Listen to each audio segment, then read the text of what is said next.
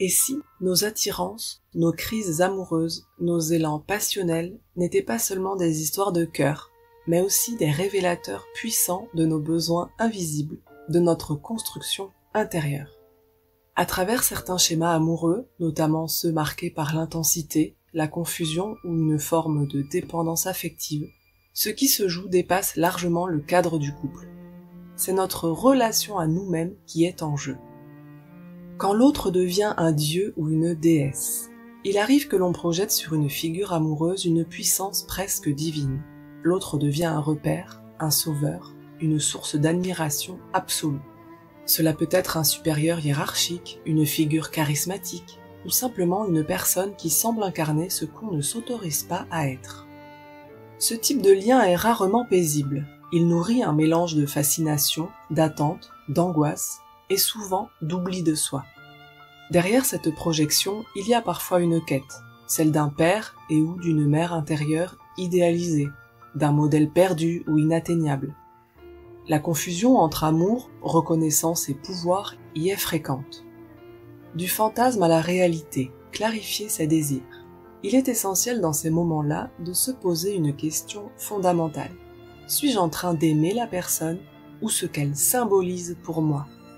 Souvent, ce n'est pas l'autre qu'on désire, mais la place que l'on pense pouvoir occuper à ses côtés. Devenir la femme ou l'homme d'eux, le choisi, la reconnu. Et derrière ce fantasme se cache un besoin d'exister, de prendre une place de pouvoir, voire d'affirmation identitaire. Mais cela soulève une problématique fréquente. Vouloir résoudre une faille personnelle à travers la relation, en espérant que l'amour ou la validation d'un autre ou d'une autre puisse combler un manque ancien. Amour ou stratégie de réparation. Ces dynamiques peuvent être renforcées par une structure familiale où certaines figures, comme le père ou la mère, ont été placées très haut symboliquement. Dans ce cas, l'amour devient un moyen inconscient de reprendre une place non reconnue ou de corriger une blessure originelle. Mais aimer pour réparer, c'est risquer d'enfermer l'autre et soi-même dans un rôle. Et souvent, cela crée des relations où l'on oscille entre puissance et impuissance, idéalisation et frustration, loyauté et envie de fuite.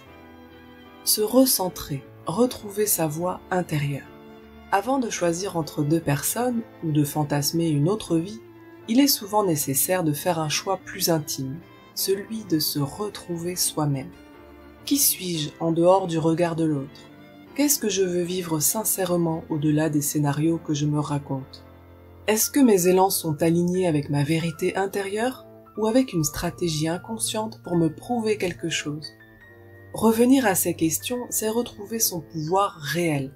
Pas un pouvoir sur l'autre, mais le pouvoir de choisir en conscience, d'aimer sans se renier, de bâtir des relations claires, incarnées, vivantes.